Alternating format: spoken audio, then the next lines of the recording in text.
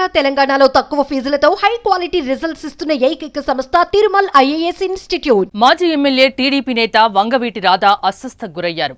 ఇవాళ ఉదయం వరకు బాగానే ఉన్న వంగవీటి రాధాకృష్ణ ఒక్కసారిగా కింద పడిపోయారు. ఛాతీలో నొప్పిగా ఉందని కుప్పకూలిపోయారు. దీంతో వెంటనే చేరుకున్న కుటుంబ సభ్యులు వంగవీటి రాధాకు స్వల్పంగా గుండెపోటు వచ్చినట్లు నిర్ధారించుకున్నారు. క్షణం ఆలస్యం చేయకుండా వెంటనే అంబులెన్స్ రప్పించిన కుటుంబ సభ్యులు స్థానిక హాస్పిటల్కి తరలించారు. ప్రస్తుతం వంగవీటి రాధాకు డాక్టర్లు వైద్యం అందిస్తున్నారు.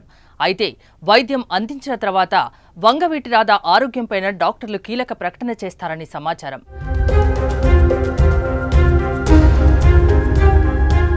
అయితే వైద్యం అందించిన తర్వాత వంగవీటి రాధా ఆరోగ్యంపైన డాక్టర్లు కీలక ప్రకటన చేశారని సమాచారం.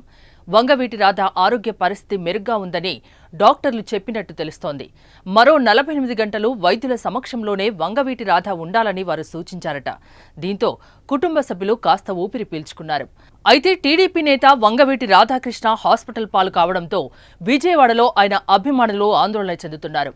విజయవాడలో వంగవీటి కుటుంబానికి విపరీతంగా ఫ్యాన్స్ ఉన్నారు. వారందరూ హాస్పిటల్కి చేరుకుంటున్నారు. ఇదిలా ఉండగా మొన్నటి ఎన్నికల వరకు తటస్థంగా ఉన్న వంగవీటి రాధా ఆ తర్వాత తెలుగుదేశం పార్టీకి సపోర్టుగా నిలిచారు.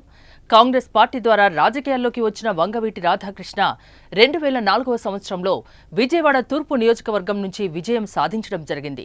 ఆ సమయంలో బీజేపీ అభ్యర్థిపైన విజయం సాధించి అసెంబ్లీలో అడుగుపెట్టారు. అనంతరం ప్రజారాజ్యం, వైసీపీ పార్టీలు తిరిగి చివరికి మళ్లీ తెలుగుదేశం పార్టీలో చేరారు వంగవీటి రాధాకృష్ణ.